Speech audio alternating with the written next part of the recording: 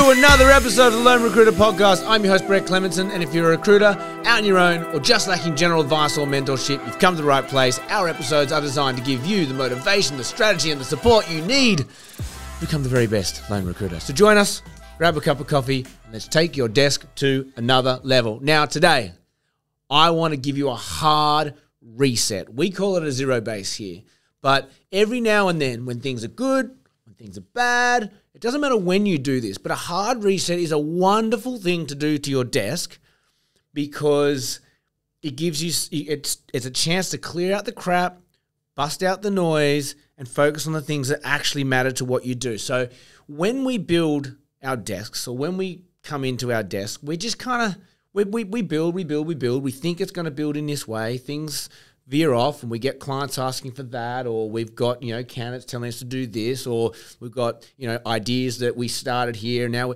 before you know it, you've got quite a lot happening on your desk. Good, bad, the other.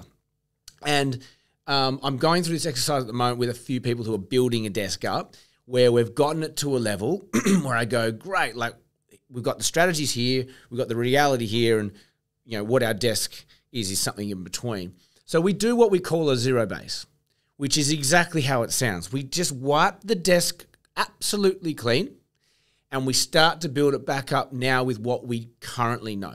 Because when we built this desk 3 months ago, 6 months ago, or whenever you did, you might not have ever done this. You might have a desk that's 5 years running and you've never actually done this exercise before. This will be valuable for you.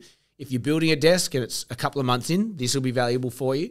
I think every recruiter can benefit from the zero base logic. Now, zero base, we just want to literally build a desk from scratch, but we pull in the bits that we like. We pull in the bits that we think are going to make us money, and the goal is to get to the end with crystal clear clarity on what is going to make us money and what's just a massive distraction. Okay? So let's do it. You can do this with me. You could grab a pen and paper. If you need to pause this at any point to get your ideas down, do so. I'm just going to give you some of these ideas, and then you do the work yourself. It won't take long. It won't take long at all. But if we have in the back of my mind, this is for the next month or two, we just want to build the next month or two with what we know, and it will also identify the gaps, right? If that's what we get out of today's episode, we've done our job. So let's go.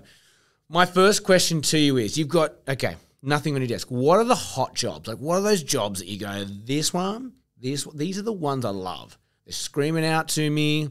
They're A-grade clients. I know the brief. There's no risk on it. It might be retained or it might be exclusive. Like, what are the really, really, really high-quality job briefs that you have right now in your realm? Write them down. Okay?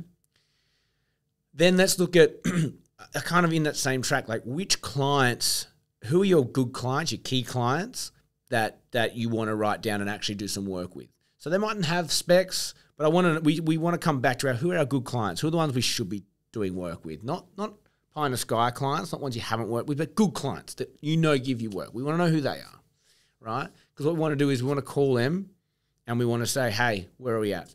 But let's just work this out.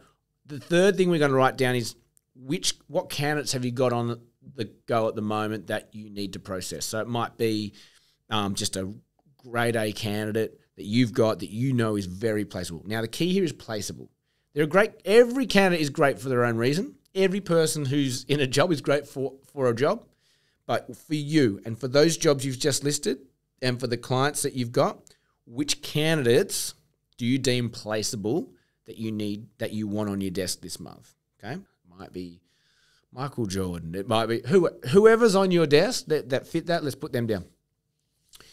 Fourth thing we want to actually put down, we probably should have done this first, is what deals have you actually got on the go? Have you got anything in pending right now that you're waiting for offers on or closes or acceptances on? Have you got anything on second interview? Have you got anything on first interview? Let's just write down our current pipeline because there's money in there. So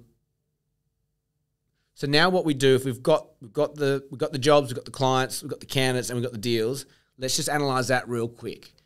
If you look at those jobs that you've just written down, have you got 2 to 3 candidates for every job? If you have 2 to 3 candidates for job A, good job, manage it through.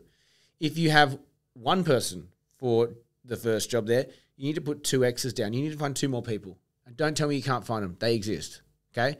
You want to make sure that every job spec you have there, we're looking for the gaps now. Where do I need more people? This is going to become your sourcing plan, what we're going to focus on, right? So once you've done that and you've gone through all of the jobs, worked out which ones have not got 3 candidates on them, I want you to now create a marketing plan. What ads am I going to write for these? Are you going to do a list ad? Are they all the same role? Are they in different roles? Let's work out, what's your advertising strategy to fill those gaps? Now we want to do your sourcing strategy. What do you have to do with your database? Do you have to do a mail blast? Do you have to do LinkedIn projects? Do you need to do a headhunting campaign? What do you need to do to find those people? Once you've found your 3 people for each job, move on. But that's really what we're going to build into, right? All of a sudden, you've got real tangible quality stuff that you're working on that you know is going to make you money. Because if you've got, I've said this to ad nauseum, if you've got 1 candidate on interview, if one of your second interviews is a 1 candidate for 1 job, it's a one-on-one. It is like a 20% chance of happening. Even though you think it's a 90% chance of happening, you need to think it's a 20% chance of happening. If you want to make it a 90% chance of happening, find 2 more candidates to back it up.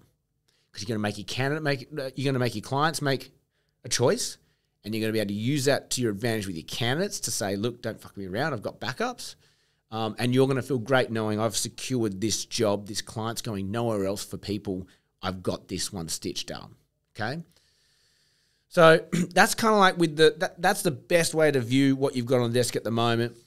What if you haven't got anything? What if you've just gone through all of that and you go, I haven't got jobs, I haven't got clients, I haven't got candidates, and I haven't got any deals on the go? Well, you've got a very, very quiet desk, so you've already in zero-base mode. I'd be looking at, what do you need to do? What do you want first? What does your desk look like? Are you I need to get a brief, I need to get a client first, or are you I know my market, I just need to get a candidate? You pick a lane and you do that first. So if it's column A, I need to get a brief, I need to get a client, go to your hot clients, go to your top clients, your good clients, your best clients, and call them and just say, just touching base, this is where I'm at, or canvass them a candidate. Or if you're in a canvas market where you know your market, you know if you get this skill, we've got to make money, you're going to get 3 or 4 interviews for them, go and find that individual. Go and look for open opportunities on LinkedIn. Go to your database and hit that up. Find a candidate, an activated candidate, a placeable candidate, and take it to market, okay? That's what you're going to do. This zero basing is about working out what activities you need to do to support what you've already got and to solidify it and to make you more money. It's as simple as that. I don't think there's much more to it. That really is a simple episode. And if you've paused this, you've probably got quite a bit of a map now. And this is the sort of activity that I do with staff all the time. It's very simple. When the head's spinning and you're feeling overwhelmed and you've got so much happening, sometimes you actually don't have as much happening as you think. And you're chasing things that you shouldn't be chasing, and you should be chasing things that support what you already have. So I hope you got something out of today's episode. So it was only a quick one, 7-8 minutes, but that is the zero-base logic. Zero-base your desk, build it back up with the bits that you like, and with all the stuff that's left over, you've got to work out, should I be chasing those specs or should I be ignoring those things? Is this candidate just wasting my time? Get rid of it. It is just, you've only got 8-9 hours a day at your desk, so make sure that they are the best 8-9 hours a day you can possibly have, right? Zero-base. Bring in the clients, bring in the specs, what's on the go, support it, what are the gaps, where do I need to find people, who do I have to contact to build up my desk from a client side, and who do I have to contact in terms of building more candidates into my pipeline. It is actually as simple as that. Don't overcomplicate it. Don't make things difficult for the sake of being difficult. Don't be stressed. If you're feeling overwhelmed, this is an amazing exercise to do. You'll come out of it in 10 minutes going, I have so much clarity. If you got any questions about today's episode, please message me, DM me. I can help. But yeah, that's all we have time for. As always, have an amazing day, and may all your deals come true.